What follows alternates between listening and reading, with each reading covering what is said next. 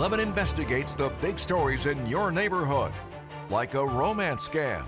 But the person who got scammed is the one who got charged. Yeah, I'm just as much a victim as the people who got robbed. And a teenager kidnapped and taken to several states before police rescued her here in Pittsburgh. It's occurring everywhere in this country, in every major city. Plus, this grandmother battling cancer also had to battle to get the drugs she needed. It seemed like there was just no way they were going to change their minds.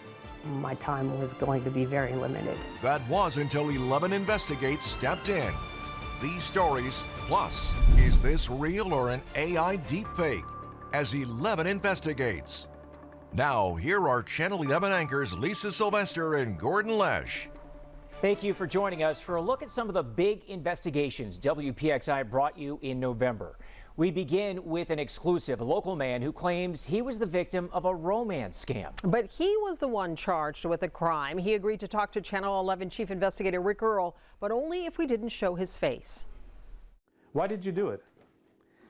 I thought I was helping somebody, Rick. After his wife passed away, Robert Stutzman of Indiana County went on a dating site and met a woman who said she was from South Carolina. Yeah, I got lonely and just looking for companionship. Okay. And this girl got a hold of me. And that's what started it. She sent him provocative photos. They texted and even talked on the phone for hours. Did you think you were going to meet her at one point? We were supposed to meet up, and she had all these plans. And she eventually told him her father had died and she sold his jewelry store for $2.2 million. But she had to go to Europe to visit her mother and needed help paying off her dad's associates. And she would send him a $45,000 check through UPS to deposit into an account. Stutzman opened an account at a bank in Pittsburgh and had the money dispersed. The woman then asked him to do it again. This time she sent a $42,000 check Stutzman picked up at a drugstore in Indiana County. He opened an account at this bank in New Kensington, but state police showed up at his house. He was arrested and charged with receiving stolen property. Police said the check wasn't from a woman in South Carolina, but a man in Tyler County, West Virginia, who had been duped. Yeah, I'm just as much a victim as the people who got robbed. And like I said, if I had any inkling, which I wouldn't have done any of it. I ain't a thief. Stutzman was released from jail and agreed to cooperate with investigators. DA told my lawyer if I come in, Right. He said he'd drop the charges on. And you did that? Yes. And he didn't drop the charges? No. Why not? I don't know. They don't tell you anything more than they have to. 11 Investigates reached out to Indiana County District Attorney Robert Manzi, but he declined to comment, saying, quote, "Due to the procedural posture of the case, I do not have any comment at this time." Stutzman's case comes as law enforcement across the country is seeing an uptick in romance scams.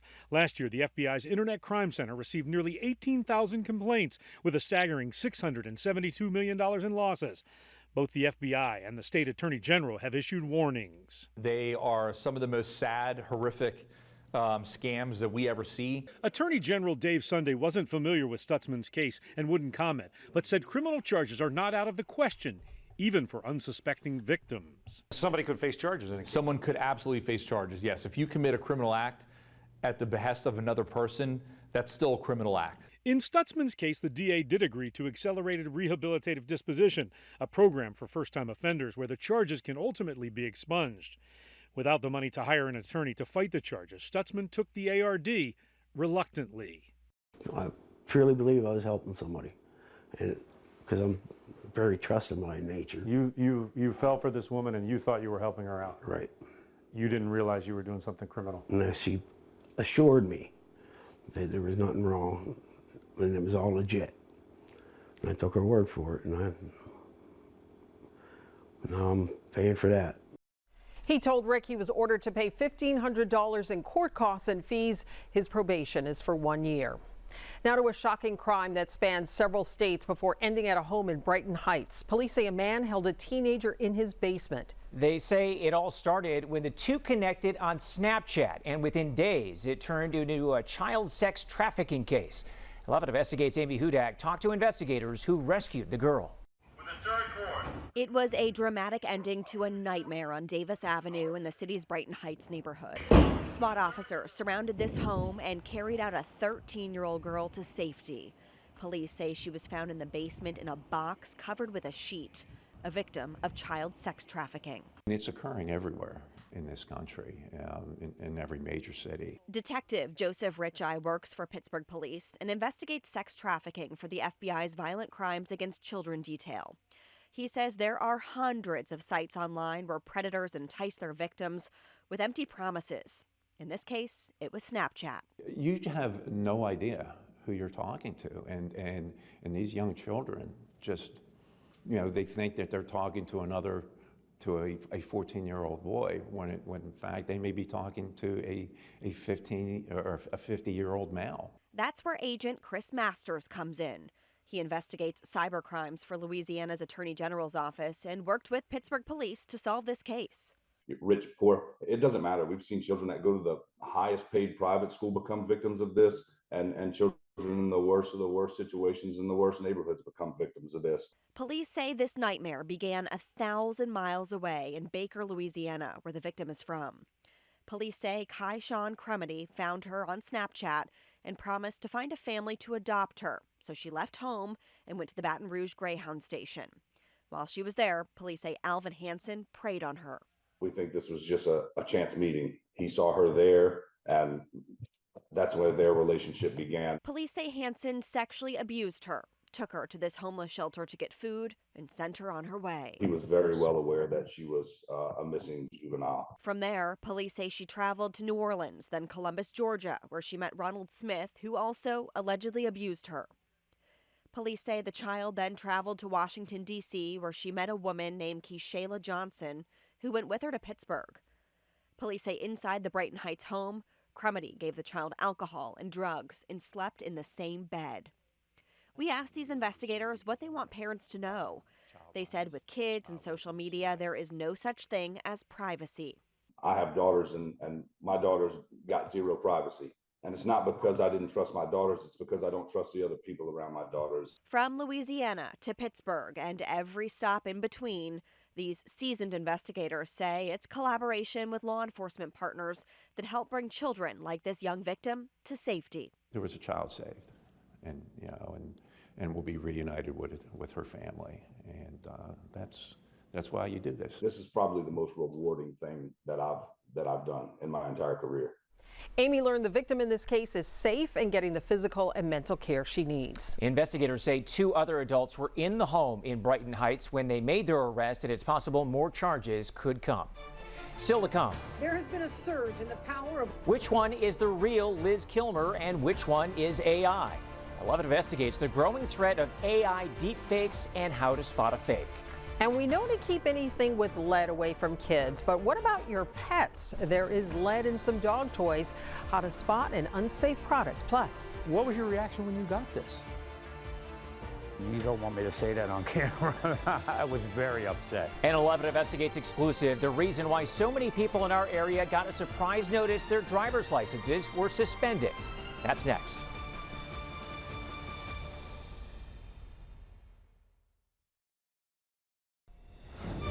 this next 11 Investigates exclusive comes from Chief Investigator Rick Earl. And he spoke to drivers who got surprise notices that their driver's licenses were suspended, and they had no idea it was coming. What was your reaction when you got this? You don't want me to say that on camera. I was very upset. That's Bob Edwards of Lower Burl after getting this letter in the mail that his driver's license is being suspended for 6 months for a case that happened nearly a decade ago. An audit in the Allegheny County Department of Court Records revealed that nearly 2,000 suspension notices beginning in 2014 were never sent to PennDOT until now. They made a mistake, and a 9-year later audit, they're going to try to rectify the mistake by dumping it on me, not only me, as your newscast said the other day, hundreds of other people. In 2017, Edwards pleaded guilty to a host of charges, including driving without a license. I accepted my responsibility. I pled guilty. I paid my punishment, and then I came home. And you've been clean ever since. Clean driving record ever since. Edwards, who has a spinal injury, relies on his car to get to his doctors and therapy sessions twice a week. He's on Social Security disability, lives in government housing, and doesn't have the money for rideshare. I have a lot of medical issues. I need to drive. I live in a rural area, as you can see. There's no bus line out here. So basically what they're telling me, if they take my license, I'm on house arrest for 6 months. and I have to sit up in my apartment, not get my prescriptions, not get my medical treatment, not get anything. A friend put him in touch with an attorney who's agreed to help him appeal the suspension, but he says it shouldn't have come to this, and he has a message for the Department of Court Records. That's your mistake. If I make a mistake, you hold me accountable. Be accountable for your mistakes. And Rick found out many drivers are winning on appeal, but that's only after hiring an attorney and paying the filing fee. He also spoke to several lawmakers to see if there's anything that can be done legislatively to help these drivers, and they told him they're looking into it. Turning now to that four-legged member of your family, we talk a lot about concerns of lead contamination for children, but it could also be a problem for pets. Channel 11's Susan Copen talked to a vet and found out what you can do to keep your best friend safe. You want to jump up here? Laura Sauerreisen lives in an older home. Between the paint and the water lines, she worries about the lead exposure for her dogs, Mike and Millie. Oh my goodness, there's so many of us that love our dogs as much as our children. So we don't want that for our four-legged friends either. While lead poisoning in pets is rare, it can happen. According to the ASPCA Poison Control, a resource for any animal-related poisoning, of the 245,000 calls to its hotline in 2025, 96 were related to lead. And it's mostly dogs, a few cats, and then one bird. One bird. And was the bird chewing on the cage? So the bird actually was chewing on it was out of the cage and it was chewing on a lead paperweight that was on the owner's desk. Can you say ah for me? In his 39 years of practice, veterinarian Dr. Mike Hutchinson has seen it all, including lead poisoning in pets. They start to get kind of drunk-like, they can get wobbly, they can have GI signs, they can end up seizuring and dying. While lead can be found in soil and water, lead poisoning in pets can come from a number of sources, like renovations in an older home where lead paint dust ends up on paws, which are then licked. It can even come from the bowls you're using and the toys you give your pets. Dr. Hutchinson says avoid using ceramic bowls, which can leach lead. And over time, in the food and water, they can get lead poisoning. They can also get it from toys that are made out of the United States because they don't have strict regulations about lead. Keep your pets safe, he says, by using stainless steel bowls and only buy pet products that are made in America. If it doesn't clearly say made in the USA, there's no way I would be giving it to my pet. And if you're worried about lead in any pet products, you can get an at-home lead test online or at a hardware store. Coming up, a Channel 11 investigation gets results. A grandmother battling cancer couldn't get the drug she needed to help her survive. I want to be here for my family. I want to live my life. Why the drug company refused to cover the drug for her and the fight that got them to change their mind. And AI deepfakes becoming harder and harder to spot. Is this really Liz Kilmer or is it AI? We looked into this quickly changing technology and how to tell if something's real. That's next. Good evening. There has been a surge in the power of artificial intelligence. It looks like Liz Kilmer and it sounds like Liz Kilmer, but it's really AI. You can find AI-generated deepfakes all over the internet right now.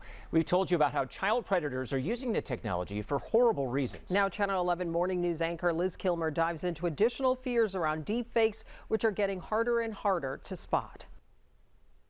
Good evening. There has been a surge in the power of artificial intelligence over just the last year. Well, could you tell? That isn't a real news studio, and that isn't really me. In fact, I never said any of that, but I did create that video using AI. It was fast, free, and fairly easy. And as more and more of these deep fakes get made with little regulation, experts are raising concerns. Created even by our own government. Deepfake files are surging by the millions each year, the technology rapidly advancing and looking more and more real. I am not Morgan Freeman, and what you see is not real. It's scary and at the same point in time, highly compelling and fascinating. As a CMU professor of digital media and marketing, Ari Lightman has been closely following the development of AI-created videos, which can be made by anyone. Take it from me. I've been starting early today, and coffee is definitely my friend. That right there, a fake, made with OpenAI's Sora 2, a free iPhone app where the process is quite simple. I just had to say 3 numbers. 43. Move my head twice, and then videos of me talking made in seconds. A few steps that can have serious implications. It is the next wave of social media manipulation. Deepfakes can be used for scams. A new trend has emerged where hackers use fake videos of company executives to scam employees into sharing information. Deepfakes can also have political impacts. It is with great regret that I announce the withdrawal of my candidacy. Recently in Ireland, a sophisticated fake video of a presidential candidate dropping out went viral. Closer to home, remember this? Panic for Norwin High families after someone used AI to create fake flames coming from the school. It is a huge issue that has societal implications around harm, financial penalties, a variety of different things, just the erosion of trust that we have as a society towards institutions where we're getting a lot of our information from. Who should be accountable? Should it be on the platforms from where these videos spread? I think it's very incumbent on them to label things as AI-generated video as soon as it gets posted, basically, which is really hard. Hard when so much is being produced by so many sources and with varying intentions. It's not so easy to police something that's arguably art or satire, which is protected by the First Amendment. And while defamation isn't, deepfakes blur the line, and they can impact any one of us. What I would like to see is that we establish sort of multilateral coalitions that all come together to create level and sensible regulation. Liz found out there is legislation in Congress called the No Fakes Act that's aimed at protecting individuals' voice and likeness, but it hasn't passed yet. A grandmother battling cancer trying to get the drug that keeps her alive. When the drug company said no, she turned to Channel 11 for help. And the news story that you did, I really believe those were the things that made the difference. The fight from her and her doctor and the steps that led to a happy ending. That's next. We end now with a story of strength, courage, and the fight to keep going. In the fall, we told you about a grandmother with stage 4 breast cancer, not only fighting cancer, but fighting to get the drug she needed, but insurance wouldn't pay. And after our first story ran, we heard from a lot of you outraged that she couldn't get the medication. But then came the good news. Channel 11's Shatara McGee has the change of heart. Hey guys, come get your ice cream cone. When you're this young, oh, you're getting so big, Grammy can barely pick you up. There are few things better than ice cream dates at Grammy's. So what kind do you want? Vanilla?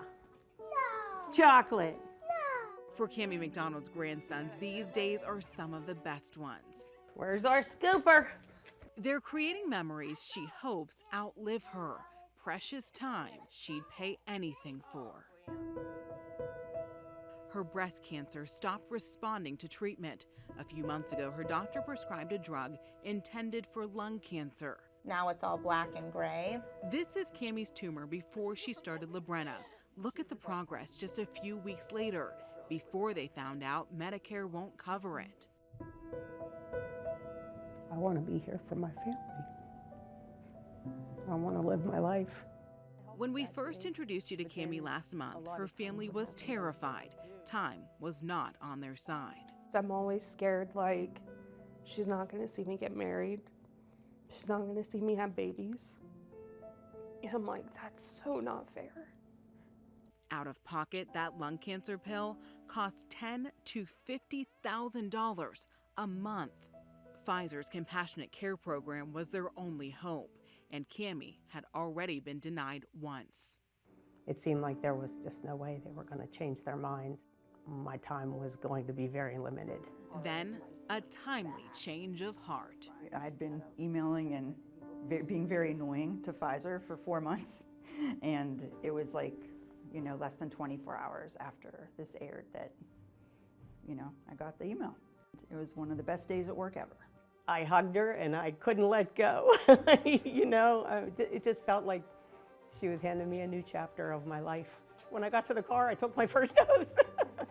With the FDA's blessing, AHN basically created a clinical trial just for Cammie. It may not cure her, but it can give her a good quality of life for a long amount of time. They're keeping detailed records to report back to Pfizer.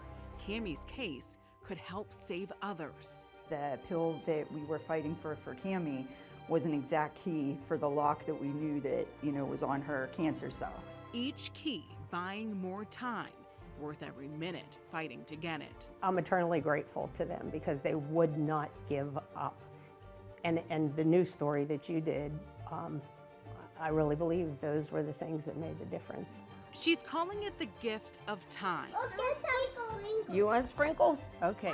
Her answered prayer and saving grace. And I know about heaven and I know where I'm going to go, but I don't want to go there yet.